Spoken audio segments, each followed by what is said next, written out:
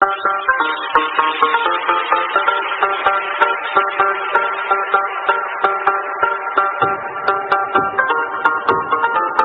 Everyone, welcome to PKS chemistry. तो सबसे पहले आप सभी को हैप्पी न्यू ईयर। और काफ़ी टाइम से मैं वीडियोस नहीं बना पाया क्योंकि मेरे बीएड वगैरह के एग्ज़ाम्स भी थे और कुछ मेरे रिजल्ट्स भी आ रहे थे, ठीक है। तो उस वजह से, और साथ में मेरी कॉलेज लेक्चर के लिए भी प्रिपरेशन चल रही है, तो इस वजह से मैं वीडियोस कंटिन्यू नहीं बना पा रहा हूँ, उसके लिए सॉरी। और हैप्पी न्यू ईयर अगेन आप सभी को, ठीक है। तो चलिए स्टार्ट करते हैं। अपन पीकेएस केमिस्ट्री में अपन MSc final year organic specialization के लिए ऑर्गेनिक सिंथेसिस की यूनिट 3 ऑर्गेनिक सिंथेसिस के अपन क्या पढ़ रहे हैं, यूनिट 3 के बारे में अपन डिस्कस कर रहे हैं। यूनिट 3 अपनी 2 ग्रुप कार्बन कार्बन डिस्कनेक्शन, ठीक है। लास्ट वीडियोस तक में अगर बात हो या फिर यूनिट 2 तक अपन ने 1 ग्रुप कार्बन कार्बन डिस्कनेक्शन पढ़ लिया था, ठीक है। यूनिट 2 के एक हाफ पोर्शन और होता है प्रोटेक्टिंग ग्रुप, वो अपन इस यूनिट 3 कंप्लीट होने के बाद में वो अपन पार्ट करेंगे। फिर कुछ स्टूडेंट्स बोल रहे हैं कि क्वेश्चन मिक्सिंग होके आते हैं, तो अपन वो पार्ट भी कर लेंगे, डोंट वरी, ठीक है। तो चलिए स्टार्ट करते हैं 2 ग्रुप कार्बन कार्बन डिस्कनेक्शन। और इसमें अपन पढ़ रहे हैं इंट्रोडक्शन पार्ट। इंट्रोडक्शन पार्ट मतलब अपने सिलेबस में क्या क्या है 2 ग्रुप कार्बन कार्बन डिस्कनेक्शन में, ठीक है। तो सबसे पहला जो अपना आ रहा है वो आ रहा है डिल्स एल्डर रिएक्शन। सबसे पहला जो टॉपिक आएगा वो आएगा डिल्स एल्डर रिएक्शन, जो अपन एमएससी प्रीवियस में अपन पेरिसाइक्लिक रिएक्शंस के अंदर पढ़ चुके होते हैं और बीएससी लेवल पर भी अपन पढ़ते हैं, ठीक है। देन अपना जो टॉपिक आएगा वो आएगा 1,3 डाई कार्बोनिल कंपाउंड। देखिए सबसे इंपॉर्टेंट बात मैं आपको एक और बताऊं, यहाँ अपन पढ़ रहे हैं 2 ग्रुप कार्बन कार्बन डिस्कनेक्शन। इसका मतलब सिंपल है कि यहाँ जो भी आपको कंपाउंड टारगेट मॉलिक्यूल्स मिलेंगे या जो भी प्रोडक्ट्स मिलने वाले हैं, ठीक है, वो आपको क्या मिलेंगे, 2 फंक्शनल ग्रुप को कंटेन करने वाले मिलेंगे। तभी तो है 2 ग्रुप कार्बन कार्बन डिस्कनेक्शन, यानी 2 फंक्शनल ग्रुप आपको मिलने वाले हैं। तो डिल्स एल्डर रिएक्शन में भी अब अपन देखेंगे कि 2 कौन कौन से फंक्शनल ग्रुप वर्क करते हैं। ऐसे ही जो नेक्स्ट टॉपिक आएगा 1,3 डाई कार्बोनिल कंपाउंड। इसके नाम से आप समझ गए होंगे कि डाई कार्बोनिल 2 कार्बोनिल कंपाउंड है, किस पोजीशन पर, 1,3 हो गया ना, डाई फंक्शनल, ठीक है, हो गया 2 ग्रुप, ठीक है। नेक्स्ट है बीटा हाइड्रोक्सी कार्बोनिल कंपाउंड। देखिएगा 1,3 डाई कार्बोनिल, जैसे सिंपल बात करूं कुछ इस तरीके से, ठीक है, 1 2 3 हो गया ना, 1 2 3 1 3 पोजीशन पर क्या हो गया, 2 फंक्शनल ग्रुप हो चुके हैं, डाई कार्बोनिल कंपाउंड, ठीक है। तो ये अपना क्या है 2 ग्रुप कार्बन कार्बन डिस्कनेक्शन, ये भी शो करेगा।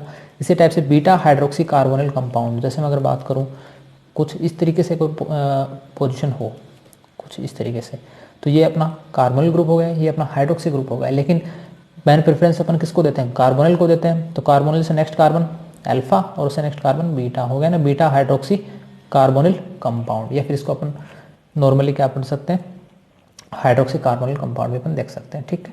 तो ये भी अपना क्या है 2 group carbon carbon disconnection show करेगा।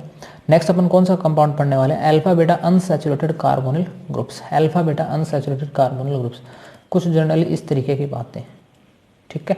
कुछ इस टाइप का कोई कंपाउंड जनरली अगर हो, जैसे ये कार्बोनिल कंपाउंड हो गया और इससे अल्फा और ये बीटा, तो हो गया ना alpha beta unsaturated, double bond आ चुका है, कार्बोनिल कंपाउंड। तो ये कंपाउंड भी क्या आएंगे 2 ग्रुप कार्बन कार्बन डिस्कनेक्शन में अपन पढ़ने वाले हैं। नेक्स्ट क्रॉस कंडेंसेशन अपन पढ़ने वाले हैं। क्रॉस कंडेंसेशन में अपन 3 टाइप्स के रिएक्शंस या टॉपिक्स पढ़ने वाले हैं। पहला आएगा use of compounds which can not enolize, जो इनोलाइज नहीं हो पाते हैं, ऐसे कंपाउंड्स के बारे में देखेंगे अपन आगे। सेकंड अपन विटिंग और रिफॉर्मेट्स के रिएजेंट्स की अपन बात करेंगे, उनकी रिएक्शंस के बारे में बात करेंगे, ठीक है। रिएक्शंस तो जनरली पता भी होगा आपको, अपने एमएससी लेवल पर पढ़ी भी है, बीएससी लेवल पर उस पर पढ़ी है, लेकिन उनका रेट्रोसिंथेटिक एनालिसिस कैसे करना वो अपन यहाँ पे सीखने वाले हैं, ठीक है। नेक्स्ट अपन पढ़ेंगे रिमूवल ऑफ 1 प्रोडक्ट, एक प्रोडक्ट को कैसे रिमूव किया जाए वो अपन सब सीखने वाले हैं क्रॉस कंडेंसेशन में, इन 3 पार्ट्स के अंदर। नेक्स्ट अपना जो लास्ट पॉइंट होगा या लास्ट टॉपिक होगा इस यूनिट 3 का, वो होगा 1,5 डाई फंक्शनल कंपाउंड्स।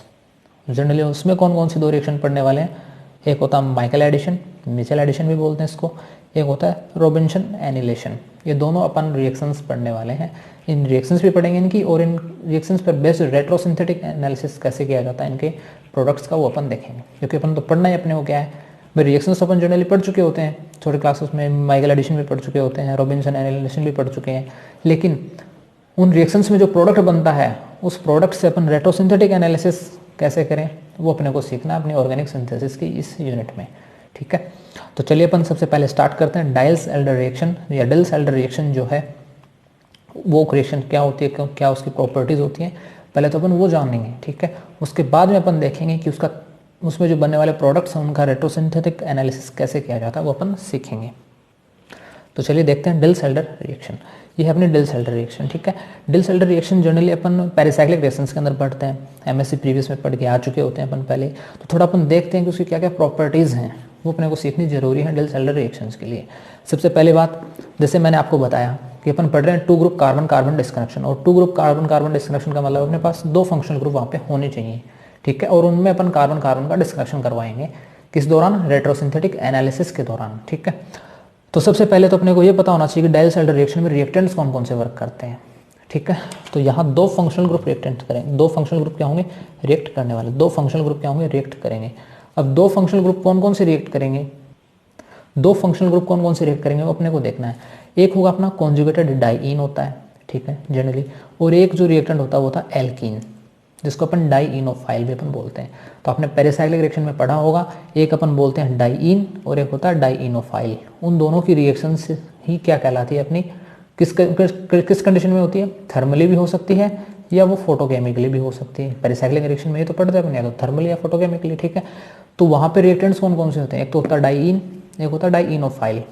डाइईन का मतलब कॉन्जुगेटेड डाइईन होती है, ठीक है, और डाइईनोफाइल का मतलब एक एल्कीन होती है। वो एल्कीन सिमेट्रिक भी हो सकती है, एनसिमेट्रिक भी हो सकती है, वो बल्कि भी हो सकती है, ठीक है। तो 2 रिएक्टेंट्स अपने पास वर्क करने वाले हैं। इसी वजह से डिल्स-हेल्डर रिएक्शन को 2 ग्रुप कार्बन कार्बन डिस्कनेक्शन के रेट्रोसिंथेटिक एनालिसिस में शामिल किया गया है, ठीक है, क्योंकि यहाँ 2 टाइप के रिएक्टेंट्स वर्क करते हैं, या कहूँ 2 टाइप के फंक्शनल ग्रुप्स वर्क करते हैं, ठीक है। बाकी के जितने भी टॉपिक्स हैं वहाँ पर तो एक कार्बोनिल 2 कार्बोनिल ग्रुप हो सकते हैं 1,3 पोजीशन पर, या एक कार्बोनिल 1 हाइड्रोक्सिल ग्रुप हो सकता है, ठीक है, एक ही रिएक्टेंट के अंदर। लेकिन यहाँ रिएक्टेंट एक नहीं है, रिएक्टेंट 2 हैं, इस वजह से इसको शामिल किया गया है, ठीक है। 2 टाइप की एल्कीन्स यहाँ पे प्रेजेंट होती है। एक तो अपन सिंपल एल्कीन बोलते हैं, या कॉन्जुगेटेड डाइईन्स अपन उसको बोल देते हैं। एक को अपन कहते हैं डाइईनोफाइल, जिसमें एक सिंपल एल्कीन होती है, ठीक है। और ये किसके अंदर आती है? पेरिसाइक्लिक रिएक्शंस के अंदर शामिल होती हैं। और जनरली ये जो एडिशन है, ये एडिशन क्या कहलाता है आपका? ये कहलाता है 4+2 साइक्लो एडिशन, ठीक है, जो अपन पेरिसाइक्लिक रिएक्शंस में सीख चुके होते हैं। अब एक एग्जांपल से अपन समझते हैं। मैं जैसे आपके सामने ये एग्जांपल है, इस एग्जांपल में आपको साफ शो हो रहा है ये एल्कीन कैसी एल्कीन है? कॉन्जुगेटेड डाइईन है कि नहीं है? 2 डबल बॉन्ड आपको दिख रहे हैं, ठीक है। 2 डबल बॉन्ड है, मतलब कितने इलेक्ट्रॉन है? 4 पाई इलेक्ट्रॉन है। कितने पाई इलेक्ट्रॉन है? 4 पाई इलेक्ट्रॉन। यहाँ आपको क्या दिख रहा है? एक ही डबल बॉन्ड प्रेजेंट है, ठीक है। इस रिंग के अंदर क्या है? इस रिंग में तो एक ही डबल बॉन्ड प्रेजेंट है, यानी 2 पाई इलेक्ट्रॉन है। तो इसी वजह से इसको बोलते हैं 4+2 साइक्लो एडिशन। देखिए ना, जो प्रोडक्ट बनने वाला वो एक साइक्लिक प्रोडक्ट बनने वाला है, ठीक है, उसी को अपन साइक्लो एडिशन अपन बोलते हैं। तो ये सब जनरली पेरिसाइक्लिक रिएक्शंस की बातें हैं, तो यहाँ पे मैं इतना डिस्कस नहीं करूँगा इसके बारे में। अपने काम की चीज़ें अपन देखने वाले हैं यहाँ पे, ठीक है। तो देखिएगा ये क्या है, क्या बोल सकते हैं अपन इसको? Conjugated diene. तो ये क्या है? ये तो है डाइईन, ठीक है। जबकि ये क्या है? एक सिंपल एल्कीन है, ठीक है ना, एक एल्कीन ही तो है वैसे, ठीक है। वैसे तो अपन को दिख रहा है कि एक तो एनहाइड्रेट टाइप प्रोडक्ट रिएक्टेंट है, ठीक है, लेकिन यहाँ पर ये डाइईन है और ये नॉर्मल एक सिंगल एक एल्कीन है, एक डबल बॉन्ड है, यानी ये अपना क्या हो जाएगा? ये हो जाएगा डाइईनोफाइल। इसको अपन क्या करेंगे? डाइईनोफाइल। तो ये होगा डाइईन, ये होगा डाइईनोफाइल, या कहूँ डाइईनोफाइल कहूँ, या एक नॉर्मल एल्कीन कह सकता हूँ, ठीक है। तो अपने रिएक्टेंट को तो अपन ने पहचान लिया। रिएक्शन किस कंडीशन में हो रही है? थर्मली कंडीशन में हो रही है। तो जनरली अपने को क्या करना है? प्रोडक्ट बनाना साइक्लो एडिशन के थ्रू। कैसे? अपने बॉन्ड्स किस तरफ मूव कर जाएंगे? तो अपन बॉन्ड्स को चाहे इस साइड मूव कर दो, इस बॉन्ड को चाहे इस साइड मूव कर दो, चाहे इस बॉन्ड को अंदर मूव कर दो, एक ही बात है, कोई फर्क नहीं पड़ने वाला उससे। ये बॉन्ड अंदर की ओर शिफ्ट होंगे, इसके इलेक्ट्रॉन कहाँ? इधर की ओर शिफ्ट होंगे, और इसके इलेक्ट्रॉन कहाँ शिफ्ट होंगे? इस साइड में शिफ्ट होते हैं। ये अपन नॉर्मल पढ़ चुके होते हैं, वैसे क्लासेस में डिल्स-हेल्डर रिएक्शन काफ़ी बार पढ़ चुके होते हैं, ठीक है। और पेरिसाइक्लिक की यूनिट में तो बहुत बार पढ़ते हैं अपन, ठीक है। तो यहाँ जो डायरेक्ट मैं प्रोडक्ट लिख रहा हूँ, जो प्रोडक्ट बनने वाला है वो प्रोडक्ट कैसा होगा? ये कुछ आपका प्रोडक्ट इस टाइप का होगा, ये आपका एक प्रोडक्ट बनता है। अब बात आती है यहाँ पे थोड़ी स्टीरियो की बात करते हैं, मेन इंपॉर्टेंट स्टीरियो की बात होती है। देखिएगा, मैं अगर आपसे कहूँ ये कार्बन का जो हाइब्रिडाइजेशन है वो क्या है? आपको दिख रहा है कार्बन का, इस कार्बन का हाइब्रिडाइजेशन क्या है?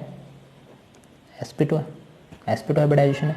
ये कार्बन भी sp2 हाइब्रिडाइज्ड है, ठीक है। ये कार्बन भी sp2 हाइब्रिडाइज्ड है, और ये कार्बन भी sp2 हाइब्रिडाइज्ड है, ठीक है। यानी चारों इन कार्बन्स का हाइब्रिडाइजेशन क्या है? sp2, यानी प्लेनर। यानी यहाँ जो बॉन्ड्स या जो भी ऑर्बिटल्स आपस में ओवरलैप करेंगी वो किस में करेंगी? एक प्लेन में ओवरलैप करने वाली है। और जब प्लेन में ओवरलैपिंग होती है तो जब प्लेन में ओवरलैपिंग होती है तो जो बॉन्ड्स की जो स्टीरियो होती है, या फिर जो यहाँ पे जो बॉन्ड्स प्रेजेंट है, जो हाइड्रोजन्स प्रेजेंट है, उनकी जो स्टीरियो होगी वो क्या होगी, सेम होगी। तो मैं कह सकता हूँ यहाँ पे कि यहाँ सपोज जो दो हाइड्रोजन्स प्रेजेंट है, यहाँ भी हाइड्रोजन प्रेजेंट है, यहाँ भी हाइड्रोजन प्रेजेंट है, ठीक है। तो इन हाइड्रोजन्स की जो स्टीरियो होगी वो स्टीरियो क्या होगी, वो सेम होगी। या तो मैं इन दोनों हाइड्रोजन्स को क्या कर दूँ, बेस बॉन्ड से शो कर दूँ, या फिर मैं इन दोनों हाइड्रोजन को डैश बॉन्ड पे शो कर दूँ। क्यों? क्योंकि यहाँ चारों कार्बन जो रिएक्ट कर रहे हैं तो इनकी जो ऑर्बिटल्स आपस में ओवरलैप करेंगी वो कैसे होंगी, प्लेनर होंगी, क्योंकि इन कार्बन्स का हाइब्रिडाइजेशन क्या है, sp2 हाइब्रिडाइजेशन है।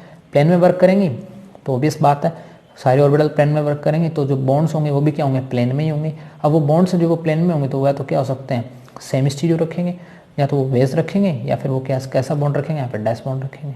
सिंपल है, ठीक है। तो यहाँ पर आप चाहे इन दोनों बॉन्ड्स जो हाइड्रोजन प्रेजेंट्स इनको क्या कर सकते हो, आप डैश बॉन्ड से भी शो कर सकते हो, या दोनों को बेस से भी शो कर सकते हो, उससे कोई फर्क नहीं पड़ता। लेकिन दोनों की स्टीरियो क्या होगी, सेम होगी। ऐसा नहीं कि एक बेस पर और एक डैश पर होगा, ऐसा नहीं होगा, ठीक है। तो आई थिंक आपको समझ में आ गई होगी डायल सेंडर रिएक्शन, एक होती है डाई इन, एक होती है डाइनोफाइल, थर्मल या फोटोकेमिकल रिएक्शंस होती हैं, और ये आपका इस टाइप का एक साइक्लो एडिशन के थ्रू एक प्रोडक्ट बनता है। अब बात आती है, ये तो हो गया क्या, रिएक्टेंट से प्रोडक्ट का बनना। लेकिन अपन ऑर्गेनिक सिंथेसिस में क्या पढ़ते हैं, प्रोडक्ट से रिएक्टेंट का बनना। तो अब आपको क्या होगा, एक इस टाइप का एक टारगेट मॉलिक्यूल दिया जाएगा और उससे आपको बनवाए जाएंगे रिएक्टेंट। आई बात समझ में? और इसी को अपन क्या बोलते हैं, रेट्रोसिंथेटिक एनालिसिस। लेकिन उससे पहले अपन थोड़ा और इसके बारे में जानते हैं, डायल सेंडर रिएक्शन के बारे में। नेक्स्ट पॉइंट इसमें आता है, डायल सेंडर रिएक्शन जो होती है वो होती है स्टीरियो स्पेसिफिक रिएक्शंस होती हैं। कैसी होती हैं, स्टीरियो स्पेसिफिक रिएक्शन। मतलब अगर आपके पास सिस रिएक्टेंट है तो वो कैसा प्रोडक्ट देगा, सीसी देगा। अगर आपके पास ट्रांस प्रोडक्ट है तो कैसा देगा, ट्रांसी प्रोडक्ट देगा। जनरली यहाँ सिस और ट्रांस रिएक्टेंट की बात कर रहे हैं अपन इस डाइइनोफाइल की। ये जो डाइइनोफाइल होती है ये कुछ कंडीशन में सिस होती है, कुछ कंडीशन में ट्रांस होती है। तो आपको ध्यान रखना, डाइइनोफाइल अगर सिस है तो प्रोडक्ट में आपको सिस ही प्रोडक्ट मिलने वाला है। सिस प्रोडक्ट से मतलब क्या है कि यहाँ जो बॉन्ड्स की जो स्टीरियो होगी वो क्या होगी, सेम होगी। आई बात समझ में, ठीक है। वो भी अपन देख लेंगे आगे। तो सिस रिएक्टेंट से सिस प्रोडक्ट मिलेगा और ट्रांस रिएक्टेंट से अपने को ट्रांस प्रोडक्ट मिलने वाला है, ठीक है। इसके लिए अपन एक एग्जांपल देख सकते हैं, जैसे ये एग्जांपल देखिएगा। इस एग्जांपल में आपको समझ आ रहा है ये क्या है, कॉन्जुगेटेड डाइइन आपको दिख रही है, double single double conjugated diene है, दो डबल बॉन्ड और डाइइन हो गई। तो ये अपनी क्या है, ये अपनी है डाइइन। तो ये एक सिंपल एल्कीन है, तो ये अपना क्या है, डाइइनोफाइल। ये क्या है, डाइइनोफाइल है। आई बात समझ में? तो जनरली अपन क्या कर देंगे, प्रोडक्ट बना देंगे आसानी से। कैसे बनाएंगे, लेकिन आप यहाँ पे एक बात देखिएगा, डाइइनोफाइल है कैसी है, सिस है कि ट्रांस है, ट्रांस है भाई। दोनों सीओमी ग्रुप क्या है, एक दूसरे के क्या है, एंटी पैरेलल है, ठीक है। ये हाइड्रोजन्स भी हैं, एक दूसरे के हैं ट्रांस में। तो अपन क्या बोल सकते हैं इसको, ये कैसी है, एक ट्रांस डाइइनोफाइल है। और जब ट्रांस डाइइनोफाइल है तो जो प्रोडक्ट बनेगा वो भी कैसा बनेगा, आपका ट्रांस ही प्रोडक्ट बनेगा। क्यों? क्योंकि डायल सेंडर रिएक्शंस क्या होती हैं, स्टीरियो स्पेसिफिक रिएक्शंस होती हैं। जैसा रिएक्टेंट लोगे वैसा ही प्रोडक्ट मिलने वाला है। आई बात समझ में? तो अपन यहाँ पे क्या कर देंगे, साइक्लो एडिशन कर दें। तो इस बॉन्ड को अपन इधर शिफ्ट कर दें, इस बॉन्ड को इधर, और इस बॉन्ड को इधर शिफ्ट कर दें यहाँ पे। तो नॉर्मल एक इस टाइप का क्या बन जाएगा, आपका कंपाउंड बन जाएगा। यहाँ पे एक डबल बॉन्ड आ जाएगा, यहाँ पे एक मैथिल मैथिल ग्रुप्स प्रेजेंट है, और साथ में यहाँ पे क्या होगा, अब देखिएगा। अब आपके माइंड में आ रहा होगा, इस COH को क्या अपन, इस COMe ग्रुप को, ठीक है, क्या अंदर की ओर शो करेंगे। इसको तो अपन यहाँ पे शो कर देंगे बाहर की ओर, लेकिन इसको क्या अंदर की ओर शो करेंगे, नहीं, ऐसा नहीं शो करेंगे। इसको शो करने का मेथड क्या होगा, इसकी स्टीरियो के थ्रू इसका मेथड होगा। मतलब क्या है, ट्रांस प्रोडक्ट तो अपने को शो कर देंगे, लेकिन कैसे करेंगे, देखिएगा दोनों COMe क्या है, एक दूसरे के विपरीत डायरेक्शन में, ठीक है, एंटी पैरेलल है एक दूसरे के, ठीक है। तो उस कंडीशन में क्या होगा, अगर आप इस COMe ग्रुप को अगर आपने शो कर दिया, वेज पर शो कर दिया, ठीक है, तो ये जो COMe ग्रुप हो गया क्या होगा, डैश पर शो होगा, डैश बॉन्ड पे शो होगा। ये बात ध्यान में रखिएगा। अगर आपने इस COMe ग्रुप को डैश पे शो किया तो ये होगा वेज के ऊपर। ये बात आपको ध्यान में रखनी है, ये इंपॉर्टेंट बात है इसकी, ठीक है। तो जो यहाँ पर जो हाइड्रोजन्स प्रेजेंट है, अगर देखिए, अगर आपने इस बॉन्ड को डैश वेज शो कर दिया, वेज बॉन्ड पे शो कर दिया, तो यहाँ जो हाइड्रोजन होगा वो किस पे होगा, डैश पे हो जाएगा। और अगर आपने यहाँ पर जो COMe ग्रुप है उसको आपने डैश पे शो कर दिया, तो यहाँ पे जो हाइड्रोजन प्रेजेंट होगा वो किस में हो जाएगा, अपने आप में वेज में हो जाएगा, ठीक है। जरूरी नहीं है आंसर हो, आप इन दोनों की स्टीरियो भी अलग अलग कर सकते हो। इसको वेज शो किया है, इसको डैश शो कर दो, इसको अगर डैश शो करोगे तो फिर इसको वेज शो करना पड़ेगा। क्यों? क्योंकि आप कैसी डाइइनोफाइल है, ट्रांस डाइइनोफाइल है। हाँ, अगर ये यही सिस डाइइनोफाइल होती तो यहाँ पर इन दोनों CWMe ग्रुप की या कहूँ इन दोनों हाइड्रोजन्स की स्टीरियो सेम होती। तो अगर आप इसको वेज बोलते तो ये भी वेज ही होता फिर, और अगर आप इसको डैश बोलते तो ये भी डैश ही होता। किस कंडीशन में? जब जो डाइनोफाइल है वो कैसा होता? सिस होता, तब वो आपको सिस मिलता। ये बात इंपॉर्टेंट है यहाँ पर बताने के लिए। आई थिंक आपको बात समझ में आई होगी, ठीक है। इसी टाइप से आप देख सकते हो यहाँ पर इस रिएक्शन में आपको क्या दिख रहा है? कॉन्जुगेटेड डाइइन है, ये तो आपको डाइइन दिख गई। ये क्या आपके पास कोई एल्कीन है, डबल बॉन्ड तो है ना। जनरली आप इसको देखो तो आप कहोगे एल्काइन है। क्या है? कार्बन कार्बन ट्रिपल बॉन्ड क्या है? एक एल्काइन है। लेकिन अब अपन इसको बोल क्या सकते हैं? डाई इनोफाइल अपन इसको बोल सकते हैं। क्या बोल सकते हैं? डाई इनोफाइल बोल सकते हैं, ठीक है। यहाँ पे चाहो तो आप एल्कीन के साथ आप एल्काइन भी ऐड कर सकते हो, वो एक ही बात है, कोई फर्क नहीं पड़ता। अनसैचुरेटेड कार्बन कार्बन बॉन्ड्स होना चाहिए, मेन इंपॉर्टेंट बात यही है, ठीक है। एक तो कॉन्जुगेटेड डाइन होनी चाहिए और दूसरी डाइनोफाइल की फॉर्म में क्या होना चाहिए? या तो एल्कीन हो या एल्काइन हो, ठीक है। या फिर यहाँ पे आप लिख सकते हो अनसैचुरेटेड कार्बन कार्बन बॉन्ड्स, ठीक है। एक ही बात, अनसैचुरेटेड में तो दोनों ही आ जाते हैं, डबल बॉन्ड और ट्रिपल बॉन्ड, ठीक है। तो ये आपकी क्या है? एल्काइन है। कैसी? डाइनोफाइल बोल सकते हैं, एल्काइन को या डाइनोफाइल एक ही बात है। लेकिन यहाँ ये नहीं पता कि ये सिस है कि ट्रांस है। सिस ट्रांस अपन डबल बॉन्ड्स में चेक करते हैं, ये तो ट्रिपल बॉन्ड है, सिस ट्रांस तो देख नहीं पाएंगे। तो अपन क्या कंक्लूजन निकाल सकते हैं? तो अपन सिंपल सा एक कंक्लूजन निकाल सकते हैं। पहले तो अपन क्या करेंगे? प्रोडक्ट बनाएंगे। कैसे? इस बॉन्ड को इधर शिफ्ट कर देंगे, इस बॉन्ड को इधर शिफ्ट कर देंगे और इस बॉन्ड को अपन इधर शिफ्ट कर देंगे। तो यहाँ जो बनने वाला प्रोडक्ट है वो क्या बनेगा? एक डबल बॉन्ड यहाँ बन जाएगा और यहाँ ट्रिपल बॉन्ड है तो एक ही तो बॉन्ड टूटा है यहाँ से, एक डबल बॉन्ड तो यहाँ पे शेष रहेगा, ठीक है।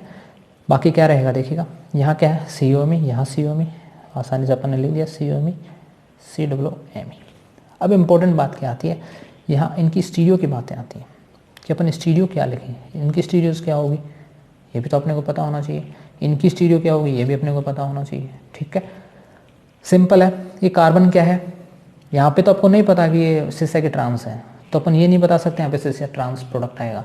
लेकिन एक चीज़ और अपन देख सकते हैं, क्या? वो भी आपको ध्यान में रखनी है। यहाँ जो कार्बन का हाइब्रिडाइजेशन, कार्बन कैसा है? sp हाइब्रिडाइजेशन है, और इस कार्बन का भी कैसा हाइब्रिडाइजेशन है? sp हाइब्रिडाइजेशन है। इसका मतलब ये दोनों क्या होंगे? जो भी इस कार्बन की जो ऑर्बिटल्स इस कार्बन के साथ जो ओवरलैप करेगी, बॉन्डिंग करेगी, ओवरलैप करेगी, प्लेन में करेगी, और प्लेन में करेगी तो इन दोनों ग्रुप्स की या कहूँ इन दोनों ग्रुप्स की स्टीरियो क्या होगी? सेम होगी।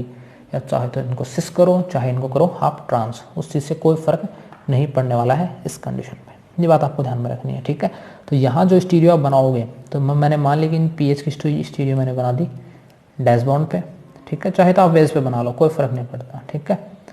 तो बचाओ जो हाइड्रोजन वो किस में आ जाएगा? डैश में आ जाएगा, सिंपल सा, ठीक है। इस तरीके से चाहो तो आप इन पीएच जो फाइनल ग्रुप्स हैं इनको आप क्या शो कर सकते हो? डैश बॉन्ड पे भी शो कर सकते हो। तो इस टाइप से आपको देखना है। ये जो इसकी एक प्रॉपर्टी है स्टीरियो स्पेसिफिक रिएक्शन, रिएक्टेंट से सिस प्रोडक्ट, ट्रांस है ट्रांस। तो इन दोनों एग्जांपल्स में आई थिंक क्लियर हो गई होगी। कोई डाउट हो तो आप पूछ लेना कमेंट बॉक्स में। नेक्स्ट अपन देखते हैं, ये एक स्टीरियो सेलेक्टिव रिएक्शन होती है। कैसी होती है? Stereo selective reaction. अब स्टीरियो सेलेक्टिव रिएक्शन क्या होती है?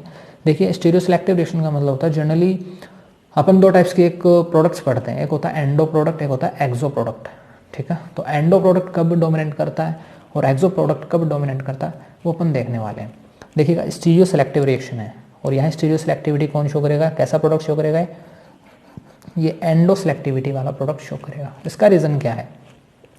एक्सो वाला क्यों नहीं करेगा, एंडो वाला क्यों करेगा? एंडो वाला इसलिए करेगा क्योंकि जो आपका डाइइनोफाइल आप लोगे, ठीक है, जो आप डाइइनोफाइल जो आप लोगे, ये जो आपने डाइनोफाइल्स ले रखा है, ये डाइनोफाइल्स है, ये अंडर द रिंग, ये रिंग के अंडर में होगा। यहाँ पे रिंग बनने वाले एग्जाम्पल अपन देखने वाले आगे, वो अंडर द रिंग होगा, रिंग के अंडर में होगा ड्यू टू बल्कीनेस, बल्कीनेस के कारण, ठीक है। देखिए, आपको पता है एंडो प्रोडक्ट तभी अगर आपके रिएक्टेंट में कहीं बल्कीनेस है आपके पास, ठीक है, रिएक्टेंट में अगर बल्कीनेस है तो प्रोडक्ट के टाइम में वो रिएक्टेंट क्या करता है? वो चाहेगा कि बल्कीनेस क्या हो, कम से कम डायरेक्शन की ओर हो, ठीक है। अगर वही बल्की ग्रुप किसी ब्रिज कार्बन की ओर अगर रहेगा तो वहाँ क्या होगा? उनमें इंट्रैक्शंस होगी, रिपल्शन ज़्यादा होगा, प्रोडक्ट अनस्टेबल रहेगा। तो इस वजह से क्या होता है, जो ब्रिज हेड कार्बन होता है और जो आपका ये जो डाइनोफाइल है, दूसरे क्या होते हैं? अलग अलग डायरेक्शंस में होते हैं। इस वजह से एंडो प्रोडक्ट इंपॉर्टेंट बनता है, वो अपन अभी एग्जांपल से समझ लेंगे। देखिएगा, इस रिएक्शन में आपको दिख रहा है ये आपकी क्या है? कॉन्जुगेटेड डाइइन है, डबल सिंगल डबल। तो ये कैसी है? डबल सिंगल डबल क्या है? डाइइन है। क्या है? डाइईन। आपको सिंपल एक एल्कीन दिख रही है, इसका मतलब क्या है, डाइईनोफाइल। ये डाइईन है, ये डाइईनोफाइल है, ठीक है। रिएक्शन करवाई, दो टाइप के आपको प्रोडक्ट मिले।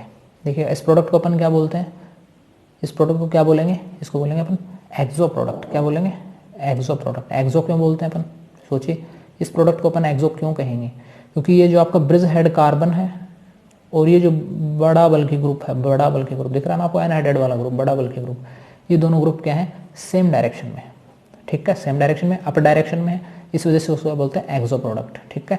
जबकि यहाँ जो आपका ब्रिज हेड कार्बन है, ठीक है, और ये जो आपका बड़ा बल्कि ग्रुप है, दोनों एक दूसरे क्या है, ट्रांस पोजिशन में है, ठीक है, ये अप है ये डाउन है, इस वजह से इसको क्या बोलते हैं, एंडो। तो पेरिसाइक्लिक रिएक्शन में या कहूँ जो डिल्स-हेल्डर रिएक्शन है वहाँ एंडो प्रोडक्ट इंपॉर्टेंट होता है। क्यों होता है, ताकि इन दोनों में रिपल्शन कम से कम हो, इस ब्रिज हेड में और इस जो बल्कीनेस वाले जो डाइनोफाइल का जो एक बल्कि वाला पार्ट है, देखिए यही तो डाइनोफाइल और इसका ये पार्ट ही तो है ना बल्कि पार्ट, ठीक है। तो ये दोनों पार्ट्स क्या हों, आपस में क्या हों, जितनी ज़्यादा दूर हो सके उतना ही अच्छा प्रोडक्ट बनने वाला, उतना ही मेजर वो प्रोडक्ट बनता है। अगर ये सेम डायरेक्शन में होंगे, दोनों अपर डायरेक्शन में ही होंगे, तब तो क्या होगा, इनमें रिपल्शन होगा, ठीक है, प्रोडक्ट अनस्टेबल बनेगा। तो इस वजह से क्या होता है, यहाँ एंडो प्रोडक्ट इंपॉर्टेंट बनता है, ताकि ब्रिज हेड कार्बन और ये जो आपका डाइनोफाइल वाला ये पार्ट है, ये क्या हो, एक दूसरे के अलग अलग डायरेक्शन में हो, ठीक है। और ये क्यों है आप देख सकते हो आसानी से, वही रिएक्शन है, सिंपल है। ये क्या होगा, यहाँ अटैक करेगा, ये बॉन्ड इधर शिफ्ट होगा और ये बॉन्ड क्या होगा, इधर शिफ्ट होगा, ठीक है। ये बीच वाला पार्ट है, ये जो एक कार्बन है, एक ब्रिज की फॉर्म में क्या होता है, ऊपर की ओर निकल जाता है। ये तो आपने सीखी हुई रिएक्शन, ये तो कुछ ज़्यादा बड़ी बात है नहीं। यहाँ पे मेन यही है कि ये कैसी रिएक्शंस होती हैं, स्टीरियो सेलेक्टिव रिएक्शंस होती हैं, एंडो प्रोडक्ट्स इंपॉर्टेंट देती हैं, ठीक है। कैसा प्रोडक्ट देती हैं, एंडो प्रोडक्ट्स इंपॉर्टेंट ये देती हैं, ये बात आपको ध्यान में रखनी है। चलिए कुछ और रिएक्शंस की अपन बात करते हैं। कुछ एक और प्रॉपर्टी आती है, रेजियो सेलेक्टिविटी वाली प्रॉपर्टी भी आती है, वो भी देखते हैं। नेक्स्ट प्रॉपर्टी आती है रेजियो सेलेक्टिव रिएक्शंस। पेरिसाइक्लिक रिएक्शंस कैसी होती हैं, रेजियो सेलेक्टिव रिएक्शंस होती हैं। इसका मतलब क्या है, ये ऑर्थो और पैरा डायरेक्टिंग होती हैं, ये इनकी रेजियो सेलेक्टिविटी। रेजियो सेलेक्टिविटी जनरली बोलते हैं उस रिएक्शंस को जहाँ एक इम्पोर्टेंट, जैसे मैं कहूँ एक ही टाइप का प्रोडक्ट मिलता हो अपने को मेजरली, ठीक है ना, यानी जो रिएक्टेंट्स आपस में रिएक्ट कर रहे हैं या जो उनका कैटलिस्ट जिसको अपन यूज में ले रहे हैं, वो कैटलिस्ट क्या होगा, वो इस टाइप से प्रोडक्ट बनाएगा कि स्पेसिफिक एक ही टाइप का प्रोडक्ट बने। जैसे यहाँ पर डिल्स-हेल्डर रिएक्शन में बनता है हमेशा ऑर्थो पैरा, मेटा प्रोडक्ट कभी नहीं बनेगा। तो ये इसका एक रीजन हो गया, एक क्षेत्र हो गया, एक विशेष क्षेत्र हो गया, एक स्पेसिफिक रीजन हो गया जहाँ वही रिएक्शन होगी, और वो स्पेसिफिक रीजन क्या है, वो ऑर्थो और पैरा पोजिशन है।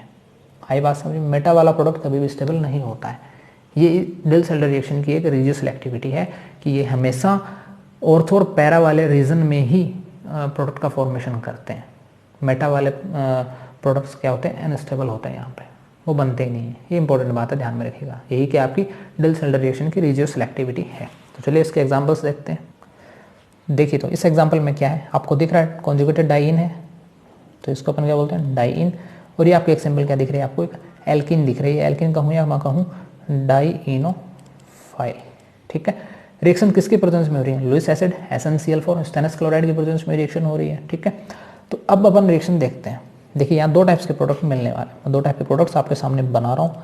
दो टाइप के कौन कौन से प्रोडक्ट्स जनरली यहाँ पे बनते हैं, ठीक है।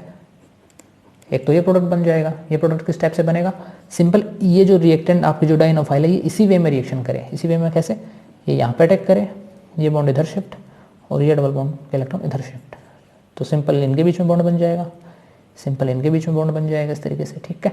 और यहाँ एक डबल बॉन्ड बन जाएगा और ये आपके पास प्रोडक्ट बन जाएगा। एक कंडीशन और हो सकती है, क्या, ये इस फॉर्म में रिएक्ट ना करे, ये किस फॉर्म में रिएक्ट कर ले, जस्ट अपोजिट वाले, यानी जस्ट अपोजिट वाले फॉर्म में रिएक्ट करे। कैसे, कुछ इस टाइप से भी तो रिएक्शन कर सकता है, ये इस टाइप से भी तो रिएक्शन कर सकता है। खुद सोचिए आप, ऐसा बना दिया इसका मतलब ये थोड़े ना है कि ये इसी वे में रिएक्शन करेगा, ये तो लिखने का एक मेथड है इस कंपाउंड को। आई बात समझ में, ठीक है। इस अल्फा बीटा अनसैचुरेटेड कीटोन को लिखने का एक मेथड है, इस वे में भी लिख सकते हैं, इस वे में भी लिख सकते हैं। तो इस वे में भी रिएक्शन कर सकता है ना, इस वे में रिएक्शन करेगा तो क्या होगा, ये डबल बॉन्ड के इलेक्ट्रॉन यहाँ शिफ्ट, इस डबल बॉन्ड के इलेक्ट्रॉन कहाँ, यहाँ शिफ्ट, और ये डबल बॉन्ड इधर शिफ्ट होगा। तो उस टाइम में जो प्रोडक्ट बनने वाला है वो प्रोडक्ट कैसा बनेगा, यहाँ डबल बॉन्ड आ जाएगा, यहाँ एक मैथिल ग्रुप है और ये कुछ इस टाइप का बनने वाला है, ठीक है। अब बात आती है ये प्रोडक्ट मेजर है कि ये है, तो ये आपको कैसे चेक करना है मैंने आपको बता दिया। Del सेल्डर reaction regio selective reactions होती हैं, ठीक है, स्टीरियो स्पेसिफिक भी होती हैं, रिजियो सिलेक्टिव रिएक्शंस होती हैं। रिजियो सिलेक्टिव का मतलब है ऑर्थो या पैरा प्रोडक्ट या ऑर्थो पैरा डायरेक्टिंग ही होती हैं, वही प्रोडक्ट देती हैं। इसका मतलब वो अपन कैसे पहचानेंगे, देखिएगा यहाँ आपके पास मैथिल ग्रुप दिया हुआ है, तो जो भी सबस्टिट्यूएंट आपको दिया हुआ है उस सबस्टिट्यूएंट से किस पोजीशन पे आपका ये जो डाइनोफाइल अटैच्ड है, डाइनोफाइल का ग्रुप से अटैच्ड है, उसी के बेसिस पे आपको पता चलेगा कि प्रोडक्ट बनने वाला है कि नहीं बनने वाला है। देखिएगा यहाँ ये आपका सबस्टिट्यूएंट है मैथिल, ये आपका डाइनोफाइल का पार्ट है, ठीक है, किस पोजीशन पे जुड़ रहा है, इसके ऑर्थो पोजीशन पे जुड़ रहा है कि नहीं जुड़ रहा है, ऑर्थो पे जुड़ रहा है। यहाँ देखिएगा ये आपका मैथिल है और ये जो आपका डाइनोफाइल का पार्ट है, या मैं कहूँ एक सबस्टिट्यूएंट है और ये आपका डाइनोफाइल का पार्ट है, किस पोजीशन पर है, ये ऑर्थो, ये मेटा पोजीशन पर है। और मैंने आपको बताया था डाइनोफाइल्स कैसी होनी चाहिए, ऑर्थो पैराडायरेक्टिंग पोजीशन पे होनी चाहिए, मेटा पर है तो प्रोडक्ट नहीं बनता, तो ये प्रोडक्ट क्या होगा, नहीं बनेगा, ये प्रोडक्ट बन जाएगा, ठीक है। इसी वे में आप ये रिएक्शंस भी करा के चेक कर लेना। आप यहाँ भी दो टाइप के प्रोडक्ट बनेंगे और उसमें दोनों टाइप्स में आपको एक में मिलेगा ऑर्थो पैरा मिलेगा तो, और एक में आपको मेटा मिलेगा, तो मेटा वाला अनस्टेबल हो जाएगा और ऑर्थो पैरा वाला स्टेबल हो जाएगा। आप चेक करिएगा, खुद से करिएगा, ठीक है क्वेश्चन। अब मेन इंपॉर्टेंट बात आती है, तो अपने प्रॉपर्टीज़ देख ली सारी डेल सेल्डर रिएक्शंस की। अब बात आती है रेट्रोसिंथेटिक एनालिसिस की। एक एग्जांपल मैं आपको करवा रहा हूँ और एक एग्जांपल मैं आपको दूंगा, वो आप करना खुद से, ट्राई नहीं हो तो बताना। देखिएगा ये आपके पास कोई टारगेट मॉलिक्यूल दिया हुआ है और रेट्रोसिंथेटिक एनालिसिस करना है, इसका मतलब आपको डबल एरो लगाना पड़ेगा, ठीक है। अब यहाँ पे आप क्या कर सकते हो, आपको इस टारगेट मॉलिक्यूल में आपको सिर्फ इतना दिख रहा है कि दो ही डबल बॉन्ड्स प्रेजेंट है, ना तो कोई फंक्शनल ग्रुप कीटोन है, ना कोई एल्डिहाइड है, या ना ही कोई हाइड्रोक्सी ग्रुप, कोई एमिनो ग्रुप, कोई साइनो, कोई COOH, कोई भी फंक्शनल ग्रुप नहीं है, सिर्फ फंक्शनल ग्रुप है तो वो एल्कीन टाइप का फंक्शनल ग्रुप है। तो यहाँ पर आप क्या कर सकते हो, यहाँ पर आप कर सकते हो विटिंग रिएजेंट्स का आप यूज़ कर सकते हो। किसका यूज कर सकते हो, विटिंग रिएजेंट का आप यूज कर सकते हो। अब बात आती है विटिंग रिएजेंट क्या वर्क करता है, पीछे पढ़ चुके हैं अपन में से प्रीवियस में भी। विटिंग रिएजेंट क्या करता है, आपका जो डबल बॉन्ड या जो कार्बोनिल ग्रुप है उसको किस में कन्वर्ट कर देता है, CH2 ग्रुप में कन्वर्ट कर देता है। किस में कन्वर्ट कर देता है, CH2 को, यानी आपकी ऑक्सीजन हटा देता है और इसी जगह हाइड्रोजन को अटैच कर देता है। आई बात समझ में, ठीक है। ये आपका काम करता है विटिंग रिएजेंट, फॉस्फोनिल एलाइड की प्रेजेंस में एक रिएजेंट वहाँ पे वर्क करता है, एक कैटलिस्ट भी वर्क करता है। फॉस्फोनिल एलाइड वो क्या करता है, कार्बोनिल को कन्वर्ट कर देता है CH2 में, कार्बोनिल ग्रुप के कार्बन को CH2 में कन्वर्ट कर देता है, यानी ऑक्सीजन को हटा देता है यहाँ से। तो देखिएगा जस्ट अपोजिट वही बातें हैं। देखिएगा मैं आपको एक बात बताऊँ, मैं कहूँ ये रिएक्शन कैसी है, डाइन और डाइनोफिल के बीच में रिएक्शन हो रही है, प्रोडक्ट बना है, रिएक्शन कैसी है, ये है डिल्स एल्डर रिएक्शन। कहोगे आप ये डिल्स एल्डर रिएक्शन है, ठीक है। लेकिन मैं अगर इसका रेट्रोसिंथेटिक एनालिसिस करवाऊँ तो आप ये टारगेट मॉलिक्यूल मानोगे और फिर आप क्या बनाओगे, ये आप रिएक्टेंट्स बनाओगे, सिंपल है। तब भी ये रिएक्शन क्या कहलाएगी, डिल्स एल्डर ही कहलाएगी। डबल एरो लगाओगे और उस डबल एरो के ऊपर लिखोगे डिल्स एल्डर, लिखोगे नहीं लिखोगे, पीछे मैंने लिखा है आपको ऑर्गेनिक सिंथेसिस में। आप कहीं रिएक्टेंट से प्रोडक्ट बना रहे हो, सपोज कहीं आप रिएक्टेंट से प्रोडक्ट बना रहे हो कोई सिंपल रिएक्शन में, और उसमें आपने ऑक्सीडेशन का सहारा लिया। किसका सहारा लिया, ऑक्सीडेशन किसी प्रोसेस का आपने सहारा लिया, ठीक है। तो अगर आप रेट्रोसिंथेटिक एनालिसिस पढ़ोगे तो आप जब उस प्रोडक्ट से जब आप वापस वही रिएक्टेंट बनाओगे तो भी आप उस डबल एरो के ऊपर क्या लिखोगे, यही ऑक्सीडेशन ही लिखोगे। ये मैंने बात आपको साफ साफ बताई थी उस टाइम पे। तो सेम यही बात यहाँ पर है। विटिंग रिएजेंट एक्चुअल में क्या है, रिएक्शन तो इधर से चलनी चाहिए थी, अपन क्या कर रहे हैं, प्रोडक्ट से रिएक्टेंट क्यों जा रहे हैं। एक्चुअल में रिएक्शन क्या थी, रिएक्टेंट से प्रोडक्ट में थी, कहीं वेटिंग रिएजेंट का यूज हुआ था। आई बात समझ में। तो देखिएगा विटिंग रिएजेंट क्या करता है, डबल बॉन्ड। देखिए विटिंग रिएजेंट का काम क्या है, कार्बन कार्बन को डबल CH2 में कन्वर्ट करना, ठीक है। तो सेम वही वर्क क्या कर देगा यहाँ पे जो आपको CH2 दिख रहा है इसको किस में कन्वर्ट कर देगा, वो एक्चुअल में इसको किस में कन्वर्ट कर देगा, डबल बॉन्ड ऑक्सीजन में कन्वर्ट कर देगा। अगर मैं आपसे कहूँ कि यही प्रोडक्ट है, सिंपल मैं कहूँ अगर यही प्रोडक्ट है, एक बात, सॉरी यही आपका क्या है, रिएक्टेंट, टाइम सॉरी, यही क्या आपका रिएक्टेंट है, ठीक है। अगर यह रिएक्टेंट है और उससे मुझे ये टारगेट मॉलिक्यूल कहूँ या प्रोडक्ट कहूँ ये बनाना होता है और मैं विटिंग रिएजेंट का सहारा लूँगा तो वो क्या करेगा, इस डबल बॉन्ड को CH2 में तो कन्वर्ट करेगा। तो यहाँ विटिंग रिएजेंट लिखना गलत थोड़ी ना हुआ। आई क्या बात समझो, क्यों विटिंग रिएजेंट अपन ने लिखा है, इसी वजह से लिखा है, ठीक है। देन अपन क्या कर सकते हैं, नेक्स्ट देखिएगा। अब अपन आसानी से क्या कर सकते हैं, यहाँ पर डिल्स एल्डर रिएक्शन लगा सकते हैं। क्या कर सकते हैं, डिल्स एल्डर रिएक्शन। ये मैंने लिखा डेल सेल्डर रिएक्शन। और यहाँ जो बनने वाले जो डाइईन और डाइनोफाइल है वो क्या क्या बन जाएंगे देखिएगा। कुछ इस तरीके से आपकी एक डाइईन बन जाएगी और कुछ इस तरीके का आपका क्या बन जाएगा, एक डाइईनोफाइल बन जाएगा। बनेगा कि नहीं बनेगा बोलो भाई। यही तो बनाया है, देखिएगा इन्हीं से तो बनाया है इसको। तो ये जब आपके पास है तो क्या इससे आप ये नहीं बना सकते हो, इसी वे में बना सकते हो। ये तो है रेट्रोसिंथेटिक एनालिसिस। तो जनरली ये तो है रेट्रोसिंथेटिक एनालिसिस। अब अपन करेंगे इसका सिंथेसिस। और सिंथेसिस तो आप हमेशा ही क्या होता है, बहुत ईजी होता है, कुछ दिक्कत नहीं होती है। तो अपन लेने क्या वाले हैं देखिएगा। अपन ने ले ली, ये अपन ने ले ली डाइईन, ये अपन ने ले लिया क्या, डाइईनोफाइल ले लिया, ठीक है। कैसी रिएक्शन है, डेल सेल्डर रिएक्शन है। किसी भी कैटलिस्ट लुइस एसिड की प्रेजेंस में आप रिएक्शन करवा दो, स्टेनस क्लोराइड हो, AlCl3 हो, किसी भी प्रेजेंस में भी, ठीक है। लुइस एसिड की प्रेजेंस में रिएक्शन हुई, थर्मल कंडीशन है, ठीक है। क्या बनने वाला है, एक साइक्लोएडिशन होने वाला है। साइक्लोएडिशन में कैसा प्रोडक्ट मिलेगा अपने पास, कुछ इस टाइप का प्रोडक्ट मिल जाएगा आसानी से, ठीक है। लेकिन अपने को तो क्या चाहिए, अपने को तो टारगेट मॉलिक्यूल चाहिए। टारगेट मॉलिक्यूल कैसे आएगा, ये टारगेट मॉलिक्यूल कैसे आएगा, ये तभी आएगा जब इस डबल बॉन्ड को हटा, इस डबल बॉन्ड ऑक्सीजन को हटा के यहाँ पे सिर्फ कार्बन बचे और हाइड्रोजन हो। तो वो कैसा पॉसिबल है, जब कैसी रिएक्शन हो, विटिंग रिएक्शन हो। कैसी हो, विटिंग रिएक्शन हो। क्योंकि विटिंग रिएक्शन में तो क्या होता है, आपका कार्बोनिल का जो carbon double bond oxygen bond है वो किस में कन्वर्ट होता है, CH2 में कन्वर्ट होता है कि नहीं होता है। तभी तो अपन यहाँ पे क्या लिख देंगे आसानी से, यहाँ पे डबल बॉन्ड लगा देंगे और ये ग्रुप मैथिल ग्रुप एक्स्ट्रा में है। यहाँ पे क्या प्रेजेंट है, 2 हाइड्रोजन। तो इस टाइप से क्या है रिएक्शन है। आई थिंक आपको समझ में आ गया होगा, कुछ ज़्यादा हार्ड नहीं है। यहाँ पे डेल सेल्डर रिएक्शन की कुछ प्रॉपर्टीज़ हैं, ठीक है। और उस प्रॉपर्टीज़ के बाद में एक रेट्रोसिंथेटिक का एक एग्जांपल ये आपके सामने है। अब एक एग्जांपल आप खुद से कीजिएगा, आपको टारगेट मॉलिक्यूल मैं दे रहा हूँ, तो इसका आप क्या कीजिएगा, रेट्रोसिंथेटिक एनालिसिस कीजिएगा। अगर आपको समझ में नहीं आए तो आप पूछ लेना, काफ़ी ईजी है, कुछ ज़्यादा हार्ड नहीं है। ये आपका क्या है, टारगेट मॉलिक्यूल है। इस टारगेट मॉलिक्यूल से आप रिएक्टेंट बनाइएगा, सिंपल है डेल सेल्डर रिएक्शन करवा के, कुछ ज़्यादा हार्ड नहीं है, कर सकते हो आसानी से। तो ये है डेल सेल्डर रिएक्शन इस यूनिट 3 का पहला पार्ट। आई थिंक आपको समझ में आया होगा। कहीं कोई बात नहीं समझ में आई हो तो आप कमेंट बॉक्स में कमेंट कर देना, वहाँ डिस्कस कर लेंगे, या फिर अगले नेक्स्ट वीडियो में डिस्कस कर लेंगे। आज के लेक्चर में इतना ही, धन्यवाद, थैंक यू।